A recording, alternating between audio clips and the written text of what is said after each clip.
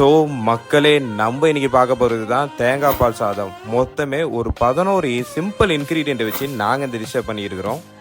So 3லேருந்து 4 பேர் தாராளமாக சாப்பிட்ற குவான்டிட்டியில் தான் நாங்கள் இந்த தேங்காய் பால் சாதத்தை பண்ணியிருக்கிறோம்.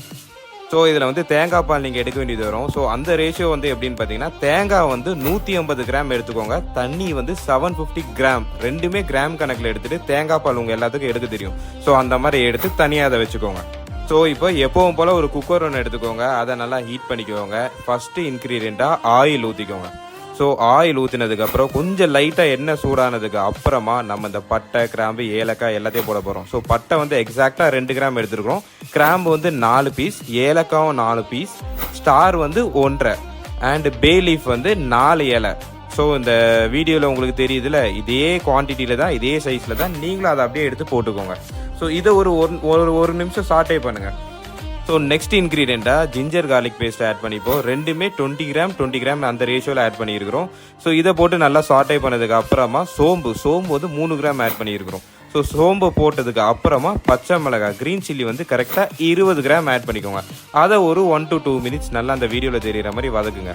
ஸோ அடுத்த இன்க்ரீடியண்ட்டாக நம்ம ஆட் பண்ண போகிறது தான் வெங்காயம். பெரிய வெங்காயம் வந்து 200 கிராம் கரெக்டாக அதில் கட் பண்ணி ஆட் பண்ணிக்கோங்க. ஸோ வெங்காயத்துக்கு ஒரு கண்ணாடி பதம் ஒன்று வரும். ஸோ அது வந்ததுக்கு அப்புறமா அடுத்த இன்க்ரீடியண்ட்டான தக்காளியை ஆட் பண்ணிக்கோங்க. ஸோ தக்காளியை ஆட் பண்ணி அதை கூடவே நீங்கள் ஆட் பண்ண வேண்டியது என்னென்னா, ஸோ சால்ட் வந்து டோட்டலாக 17 கிராம் எடுத்துருக்குறோம். ஸோ அதுலேருந்து ஒரு பிஞ்சை தூக்கி இந்த தக்காளி கூட ஆட் பண்ணி அதை நல்லா சாட்டே பண்ணிக்கோங்க. ஸோ அதுக்கு அடுத்ததாக பார்த்தீங்கன்னா தயிர் வந்து 50 கிராம் ஆட் பண்ணிக்கோங்க. ஸோ இது எல்லாத்தையும் நீங்கள் ஆட் பண்ணதுக்கு அப்புறமா வீடியோவில் தெரியுதுல, இதே மாதிரி தான் இருக்கும். ஸோ நீங்களும் இதே மாதிரி அதை சாட்டே பண்ணிக்கோங்க. ஸோ அடுத்த இன்க்ரீடியன்ட் தான் நம்ம ஊற்ற போகிறது தேங்காய் பால். ஸோ தேங்காய் பாலை எடுத்துகிட்டு அதை ஃபஸ்ட்டு ஊற்றுறதுக்கு முன்னாடி லைட்டாக ஒரு கிண்டிக்கோங்க.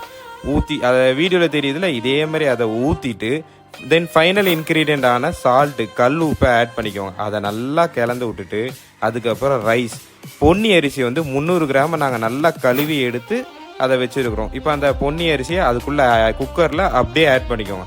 ரைஸ் ஆட் பண்ணி முடிச்சுட்டு ஃபைனலாக ஒரு நல்லா கிண்டிட்டு குக்கரை அப்படியே மூடி போட்டு கரெக்டாக 3 விசில் வர வரைக்கும் நம்ம வெயிட் பண்ணணும். ஸோ ஃபஸ்ட்டு விசில், அதுக்கப்புறம் second whistle and then third whistle. So மொத்தமாக 3 விசில் வந்ததுக்கு அப்புறமா ஸ்டவ் அப்படியே ஆஃப் பண்ணிடுங்க. 40லேருந்து 45 மினிட்ஸ் வரைக்கும் அந்த குக்கரை நீங்கள் டிஸ்டர்பே பண்ணாதீங்க. கரெக்டாக 45 நிமிஷம் கழிச்சு அந்த குக்கரை ஓப்பன் பண்ணிங்கன்னா இப்படி தான் இருக்கும். அண்ட் தென் ஃபைனலாக ஒரு ஒன்று கிண்டிட்டு அதை அப்படியே எடுத்து நீங்கள் சாப்பிட்டு பார்த்தீங்கன்னா எப்படி இருந்ததுன்னு நீங்கள் செஞ்சுட்டு நீங்களே கமெண்ட்டில் சொல்லுங்கள். தேங்க்யூ.